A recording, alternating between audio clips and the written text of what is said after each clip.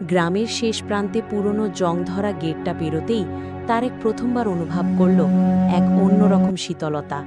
বাতাস এখানে যেন থমকে আছে, আর চারপাশে অদ্ভুত এক নীরবতা। তারেক শহরে মানুষ হয়েছে, তাই এসব ভৌতিক গল্পে তার বিশ্বাস নেই। গ্রামের লোকেরা যখন তাকে সতর্ক করল এই পুরনো জমিদার বাড়িতে না থাকার জন্য, সে তখন তাদের কুসংস্কার বলে হেসে উড়িয়ে দিয়েছে। পূর্বপুরুষের এই ভিটা বিক্রি করে শহরে পাকাপাকিভাবে থিতু হওয়ার আগে সে একবার এখানে থাকতে চেয়েছিল, এই আর কি। সন্ধ্যার পর বাড়িটার ভেতরটা আরও অন্ধকার আর রহস্যময় হয়ে উঠল। দেয়ালের শ্যাওলার পুরো আস্তরণ, ভাঙা কাঁচের জানালা দিয়ে আসা ক্ষীণ আলোয় শুধু ধুলোর ঝড় দেখা যাচ্ছিল। তারেক একটা লণ্ঠন জ্বালিয়ে বসল।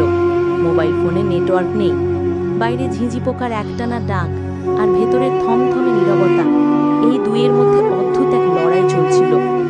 রাত যখন গভীর হলো, সব শব্দ থেমে গেল। ঝিঁঝি পোকার ডাকও নেই। তারেকের বুকের ভেতরটা কেমন যেন ছাদ করে উঠল। সে নিজেকে বোঝানোর চেষ্টা করল এটা শুধু তার মনের ভয়। ঠিক তখনই ওপর থেকে একটা শব্দ ভেসে এলো। শব্দটা ঠিক কোনো পায়ের আওয়াজ নয়, বরং এক করুণ চাপা কান্নার সুর। প্রথমে খুব ক্ষীণ ছিল, পরে সেটা স্পষ্ট হতে লাগলো। সুরটা এমন করুণ যে তারেকের সারা শরীর হিম হয়ে গেল।